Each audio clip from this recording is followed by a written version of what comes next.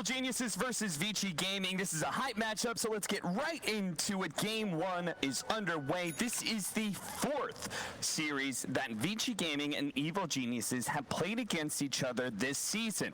Last time they matched up against each other was at the One Esports, where VG Gaming wiped EG in the finals 3-0. Before that, EG actually brought VG Gaming down in that same tournament in the upper bracket. But the very first time they matched up against each other, Kyle, was in this same spot at the last major, the upper bracket semifinals, and that was won by VG Gaming 2-1. Yeah, definitely EG coming in as a bit of the underdog. I like the style they went with this draft. A lot of stuff we haven't really seen before. Abed looks like he'll be going for the Quas Wex build. He's got phase boots queued up already. And as the panel was saying, it's very good at hunting these slower paced heroes like OD Mag. VG need a little more time to get their lineup online. They want the Echo Saber, Blink BKB on Eurus, or he's going to want to have his traditional Aghanims. If you can get tempo going fast for EG, this is a great combination of heroes, specifically the Chen Beastmaster. You can play with a lot of aggression, and Slark is so good at just taking map control once you kill towers. Yeah, we'll see whether or not they're able to get that tempo control, get those map control, because it's off of the lanes first, yeah. Right? And it looks like with the lane swapping that we're having right now, Evil Geniuses is trying to eke out a win somewhere.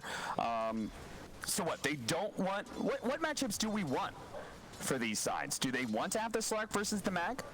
It looks that way. I'm honestly not sure, because both Omni and Mag both do pretty okay against Slark. It's not as if there's a huge difference between the two of them. Mm-hmm. Maybe Beastmaster suffers more? Maybe avoiding the tree more so. Okay, yeah. That would make sense. You definitely want the Beastmaster against the Train Protector and probably not against the Cleave of the Empower. So it looks like EG have gotten the lanes that they wanted. Yeah, and the guy who's been really standing out for me on EG is Crit, and I love that they gave him his Rubik here. Already, the opener was OD Omni Knight, stealing Astral, stealing Heal, always going to be excellent, and it's a great hero to pair with a Chen, because, again, it's like the most old-school, natural roaming combo in Dota history. Just lift into a creep, find yourself a kill. And on the VG Gaming side, we heard Kezu, his prediction of the MVP was going to be Ori, and Ori has certainly been a standout player for VG this whole season, and all of last year, really. This guy's just been picking up more and more momentum as his career has gone on. He's just become a better player every year. Yep. I mean, definitely. He started off as someone that looked, he got exposed in mid lanes a couple times early in his career, and then later on, suddenly he's become this guy that just seems to always win matchups he shouldn't. Definitely one of the best mids in the world at the moment, and holding his own against Abed thus far. Again, it's the Quas Wex Invoker build, so EG are going to need to be the ones rotating and finding kills. I like when Ramses is on heroes like Beastmaster. He's transitioned a bit better than the other CIS counterpart Resolution to the offlane, but they're similar in that they do much better on heroes that are farming. Centaur, Beastmaster specifically, that can push lanes easily. He's not yet an Underlord as an example. He's got to be able to find kills too. Right.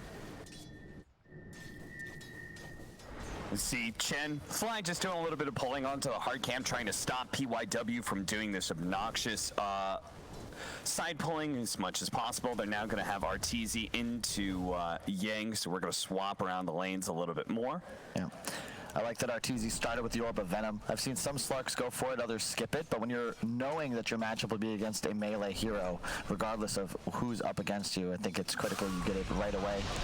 And it's part of why he's been able to secure a slight deny advantage up top.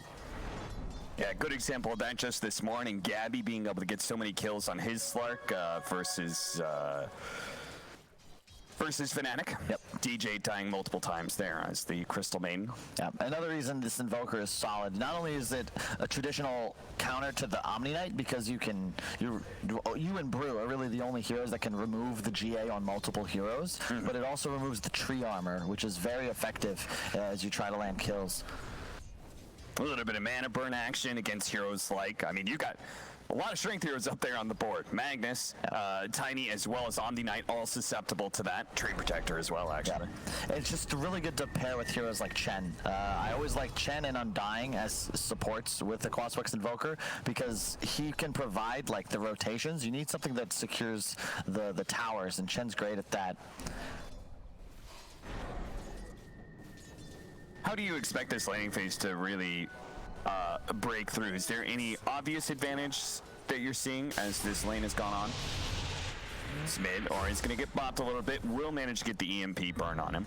Not really. I think EG will have an easier time finding kills once they start rotating. Can expect maybe something soon now that we've hit nighttime.